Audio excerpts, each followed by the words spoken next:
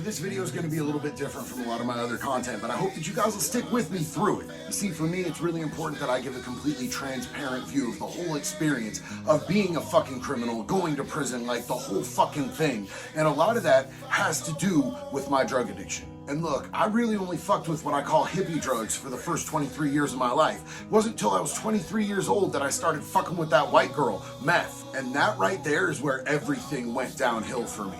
And if you've never been an addict, some of this might be hard for you to understand, but I still think it's important for you to hear. And you'll often hear addicts talk about hitting their bottom, right? For me, it wasn't one bottom. I hit so many fucking bottoms during my 20 years of using, and you would think that going to prison would be a huge one of them, but it doesn't even make the top 5. But finding a good bottom is the most important thing that can ever happen to an addict, man. That's why it's so hard when people enable us, when people save us from our consequences, when people bail us out every time, when people pay for our mistakes for us. If you don't let us hit that fucking rock bottom, man, we never find solid ground to be able to work ourselves back out. Some of this shit is really vulnerable for me, and it makes me really uncomfortable, and I, God honest truth, don't want to make this video, but I feel in my heart that this is important. So this video is going to be about a few of the bottoms that I hit in my life, and it's going to paint a really fucking ugly picture of me. I hope you guys can stay with me and understand that I'm not that person today. So huge surprise, this first one that I want to talk about is a really weird fucking story. This was years and years and years ago back in Oregon, right? And I was looking for my plug. My plug's name was Toothless Bill at the time, and he had raped one of my friends, Homewrecker Becca. I found out about this. She was beat the fuck up. She had been through fucking hell at his house. He had kept her for multiple days against her fucking will, and I was going out to try to fucking shoot this motherfucker. So the first thing that I did was I stole a car, because you don't do drive-bys in your own car. It's one of the fucking rules, right? I stole an old Saturn, bro. Those old Saturns from back in the fucking day, they were so easy to steal. You could use a fucking popsicle stick to get the fucking tumblers on these things. So I stole a Saturn. I made sure that it had the twin turbo, so it had a little bit of push, but let's face it, no Saturn really has any goddamn push. I was driving around with my fucking homeboy in the passenger seat, and we were both gunned the fuck up, man. We were ready to kill this motherfucker. And we were driving, and I had been up for legitimately fucking days. Like, I was broaching a fucking week of being up. I had no business being out trying to commit crimes, especially crimes on that level, but I was heated at that point. I was ready for whatever the fuck, and I didn't care about any goddamn consequences. I saw this dude that I thought was Toothless Bill, so I sped up, and then I slowed down as we got close to him, and I reached across the passenger seat, and I shot straight through the window, and this dude jumped into the bush. But right as I saw him jumping, I was like, holy fuck, that's not Bill. Dude in the fucking passenger seat screams because I'm reaching across him to fucking shoot. It was a goddamn shit show. We immediately sped off. He was like, let me out of this fucking car, you psychopath. I let him the fuck out, and I was trying to get rid of that car and get to my fucking homie's house. Well, I'm driving to the fucking homie's house so that I can chill, looking for a place to dump the car, and I fall asleep behind the wheel, man. I wake up as I'm crashing into a Ford F-150. The airbag on this car deployed, and I went straight through it. I smashed into the fucking steering wheel. I'm pretty sure that I completely fucked a rib up forever, because sometimes if I fart or cough the wrong way, this bitch comes out of place and it hurts for fucking weeks. But I grab my fucking pistol, I grab my fucking backpack, I grab the shaved keys,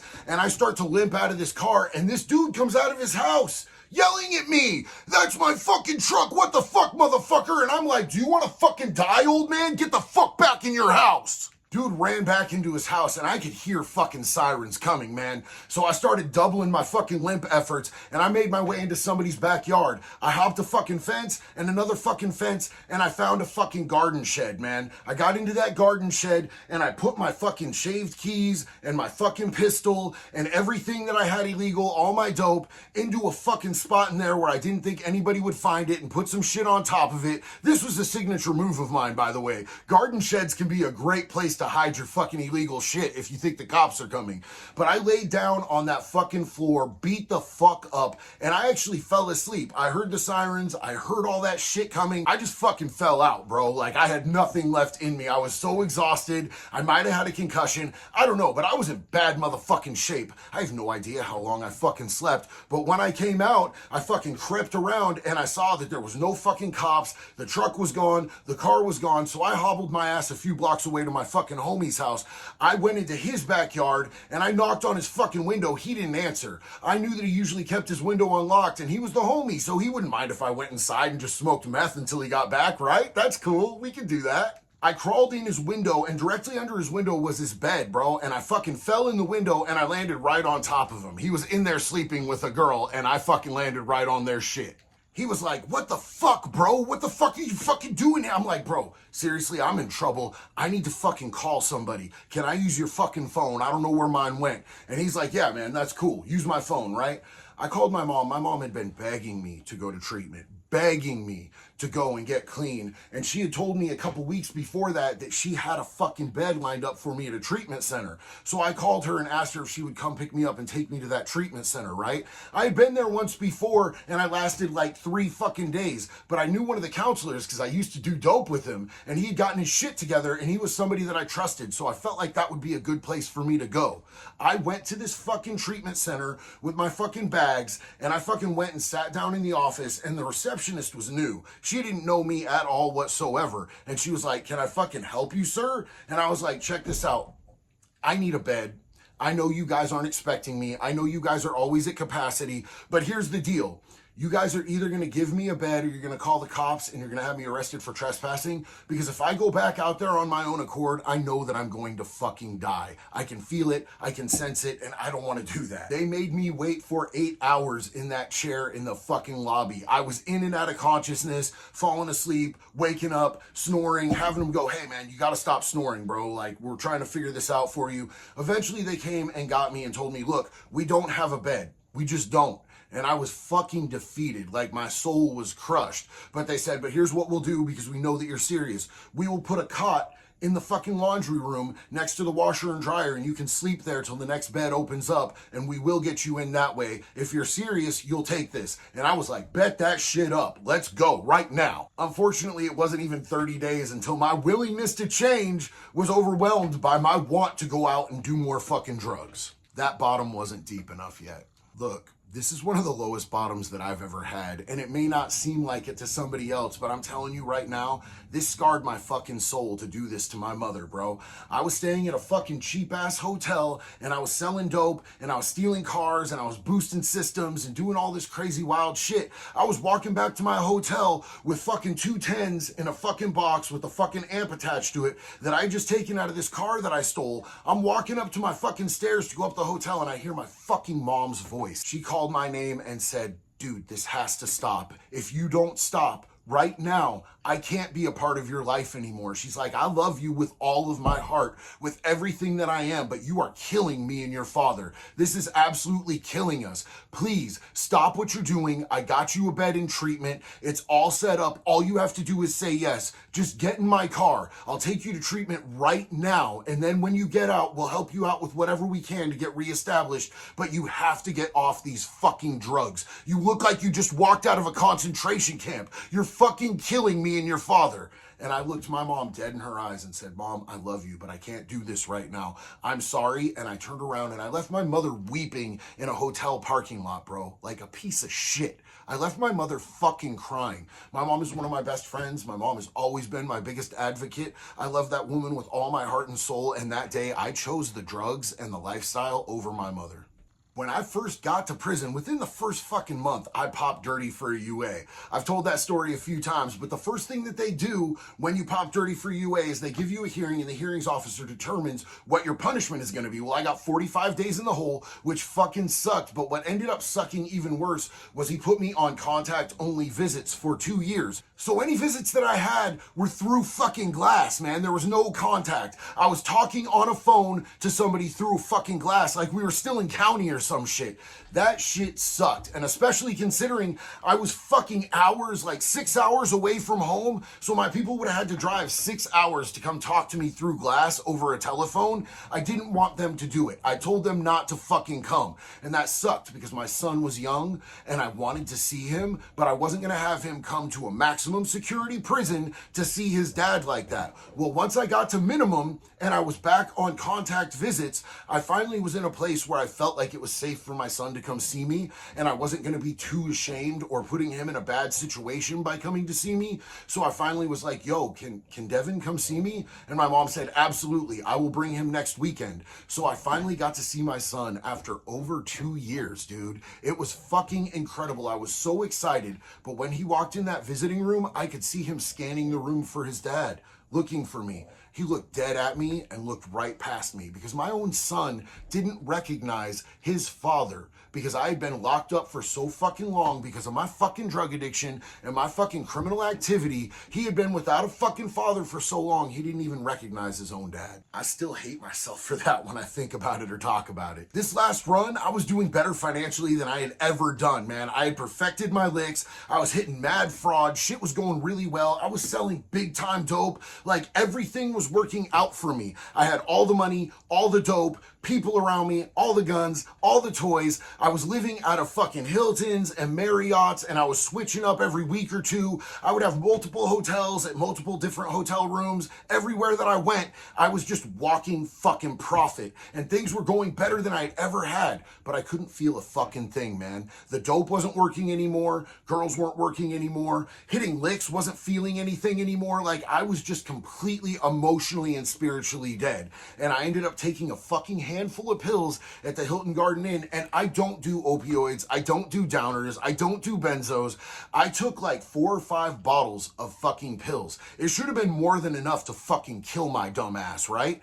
And I was fucking falling out on the fucking floor, and I don't remember anything until my fucking service animal, my dog, rest in peace, Olive, started licking my face, and it brought me back to consciousness enough. And the next thing I knew, I was fucking projectile vomiting. I should have been dead.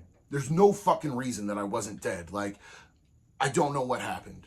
I honestly don't know why the fuck I'm still here. Like, maybe that dog was my angel. Maybe it just wasn't my time yet. Maybe I was just puking. Maybe I weighed too much and those pills just weren't enough. I don't fucking know. I can't explain it. But that was one of the deepest lows that I'd ever hit because I wanted to be checked out so fucking bad. That wasn't the only time that I've tried to end my life, but the desperation and the emptiness that I felt at that point was a bottom that I had never experienced before. And the bottom that got me clean, the bottom that got me sober wasn't even the fucking lowest bottom that I've hit. Like this last bust was what really motivated me to want to get clean. And it wasn't really as bad as a lot of the shit that I experienced. Like I was ready to go to prison. I had no problem with the fact that I was going to prison. I had already accepted that long before I got caught. I knew that the behaviors that I was doing were going to catch up to me. I knew that I was being sloppy. I knew that it was going to end poorly. I was expecting this to be my motherfucking retirement plan, homie. I thought that this was my end of the streets, and I was ready for it, man. I was ready to just be stopped. There was a sigh of fucking relief when the SWAT team and the Secret Service ran up on me in that hotel parking lot. I was not shook at all about the consequences, but after about 12 days, something hit me and I was just done. I was done. I knew that if I went back to the streets that I would change my fucking life. It was like somebody hit a light switch and I just clicked. Internally, there was a total shift and I just decided I will do anything. And I reached out. I'm not a Christian person. I'm not a religious person. I believe in a God and I have spirituality, but I just called out to something that I can't define. I'll never give a fucking name to, but I know is out there. And I said, dude, kill me or cure me. End this now or help me figure this the fuck out because I cannot do this anymore. And that ended up being the day that I got my bond and I was fucking out of that fucking jail. And I've never done a single fucking drug since then. It has been over 3 years. Like really, I don't even get urges anymore. It's the craziest fucking thing because I could not go a fucking minute without being fucking high. For 20 fucking years, it always had to be fucking something. And nowadays, dude, the peace that I have, the fucking contentment that I have, I wouldn't put anything in if it was right in front of me, even if there was no consequences, even if there was nothing bad that would come from it, even if it could just be a one and done, which I know does not exist for a motherfucker like me, I wouldn't fucking want it. I love what I feel today. I love who I am today, and I don't want to muddy that or fucking cloud that with fucking substances. And honestly and oddly enough, the main high that I feel in my life today is when I get to be of service to someone else who is lost in that fucking dark place, stuck at one of those fucking bottoms that I have been to, and they don't know the way out. And I get to help them. I get to be the person who puts their fucking hand out and says, come on, man, I know the way. Let's fucking do this. You can do this. I believe in you. And then you see the light go on in their eyes when they see their family for the first time in years, when they get their first fucking job, when they get their driver's license back, when they get full custody of their fucking kid back. You just see this fucking life come back into them. And that is one of the most amazing, phenomenal feelings I've ever felt in my life. And honestly, that's the bag that I chase these days, is seeing other people get their fucking lives back. I never knew at the time that all the drugs that I was doing, all the crimes that I was doing, all the suffering that I was going through were eventually someday gonna have meaning, because it gave me the experience and the voice to be able to speak to other people who needed the same help that I needed at that time. But there's something so intrinsically fucking beautiful and powerful about that. Whew. Recovery was my miracle, and recovery still is my miracle to this day. And I'm sure this video isn't gonna get a shitload of views, but to each and every one of you who sat with me through this, I fucking love you, and I appreciate you on a whole different level. Because I know that this is a different type of shit than my normal content, but all of you who sat with me through this, I fucking love y'all, man, from the bottom of my heart. Just know that if you're one of those people who's out there and you're fucking suffering, whether it's substances, mental health, whether you're stuck in a fucking pattern of fucking unhealthy behaviors of any type, any way, shape, or form, it does get better, but you have to put the hard work in. You have to reach out for help, and you have to take the steps to make it better. If you don't know how, reach out to me, man. I will absolutely help you. I fucking care about you, and I want to see you succeed. I love y'all. One love. I'm out.